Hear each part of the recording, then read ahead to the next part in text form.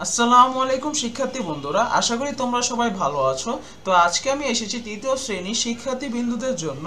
তো বন্ধুরা, আজকে আমি আলোচনা করব তোমাদের যে প্রথম সাময়িক পরীক্ষা 2024 সেটি নিয়ে আজকে আমি একটু আলোচনা করব। তো আজকে আমি দেখাবো তোমাদের বাংলা বিষয়ে কিছু নমুনা প্রশ্ন উত্তর।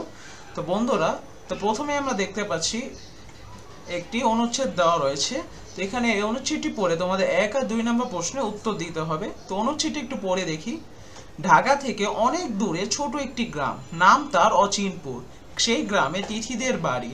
গ্রীষ্মের ছুটিতে ওরা বাড়িতে বেড়াতে আসে। এবারও ওরা বেড়াতে এসেছে। গ্রামে এলে তিথি মন ভরে প্রকৃতি দেখে। সবুজ সুন্দরী গ্রামে আছে কত গাছ, কত পাখি উড়ে যায় আকাশের পথে। সুপারি গাছে সারি দিয়ে উকি দেয় সকালের সূর্য। গ্রামের পাশ দিয়ে বয়ে গেছে নদী। নাদের চাচা বলেছেন নদীর চরে পাখিদের মেলা বসে। তিনি একজন জেলে, মাছ ধরতে চলে যায় একবার মাছ নদীতে। ওখানে তিনি দেখছেন শত শত পাখি। নৌকার মাঝি গণেশ কাকা বলেছেন মাঝি পাখিরা মাছ ধরে। সাদা বকগুলো চুপ করে বসে থাকে, মাছ দেখলেই খপ করে ধরে। তিথি এসব গল্প শোনে, মনে মনে ভাবে আহা যদি আমিও যেতে পারতাম। তো 1 নম্বরে রয়েছে তোমাদের শব্দ লিখি। তো এখানে তোমাদের 60টি শব্দ দেওয়া থাকবে, যার মধ্যে যে কোনো 5টির উত্তর দিতে হবে। তার একটির জন্য তোমাদের 1 মার্ক করে নির্ধারিত থাকবে। যেমন রয়েছে বাদল, মিনার, ঘাটি, সুন্দর, প্রকৃতি, চর, উকি দেওয়া। এরপর রয়েছে নিচের প্রশ্নগুলোর উত্তর লেখো।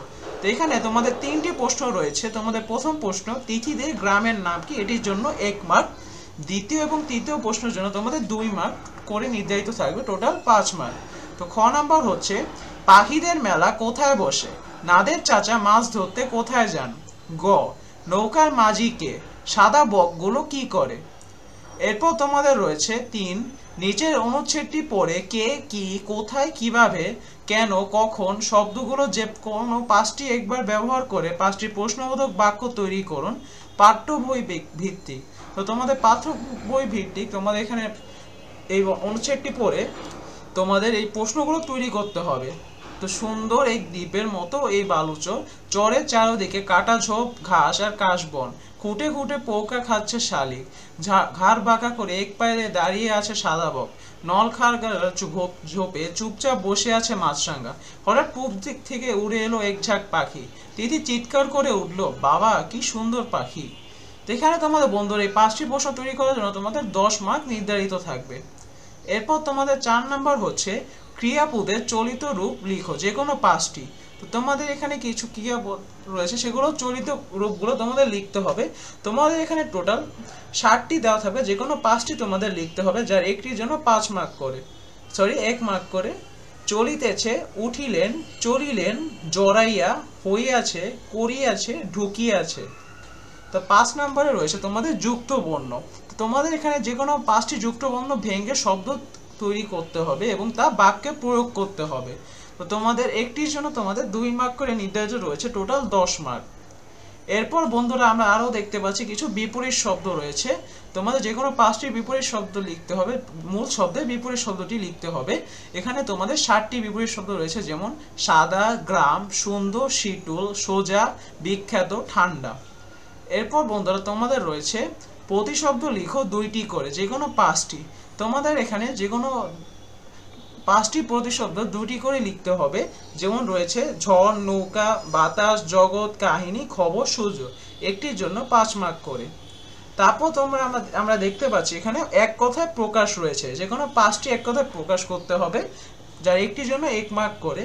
দালানের উঁচু চূড়া, মাছ ধরা যার পেশা, বিশেষ খ্যাতি আছে যার, নদীতে তৈরি হওয়া বালুময় ভূমি, কাছাকাছি বসবাস করে যারা, মাটির নিচে কল্পনার জগৎ, ভালোবাসার বন্ধন। এরপর তোমাদের রয়েছে কবিতা অংশগুলো টুকু পড়ে নিচের প্রশ্নের উত্তর লেখো। হাসতে নাকি জানে না কেউ, কেউ বলেছে ভাই, এই শোনো তো হাসির খবর বলে যায়, খোকন হাসে ফোকলা দাঁতে, চাঁদ হাসে তার সাথে সাথে। তো বন্ধুরা তোমাদের এই কবিতা অংশটি পড়ে তোমাদের এখানে 2টি প্রশ্ন উত্তর লিখতে হবে।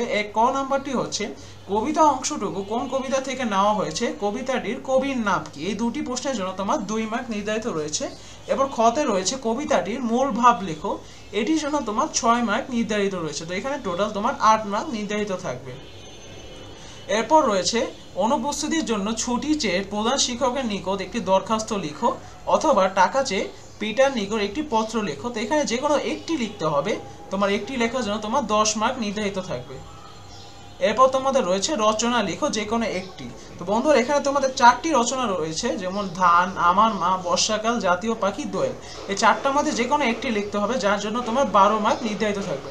তো বন্ধুরা এটি ছিল আজকের জন্য। সবাইকে অনেক ধন্যবাদ ভিডিওটি দেখার জন্য। ভিডিওটি ভালো লাগলে লাইক কমেন্ট করবে এবং আরও নতুন নতুন নমুনা প্রশ্ন দেখতে চাইলে আমাদের অবশ্যই কমেন্টে জানাবে।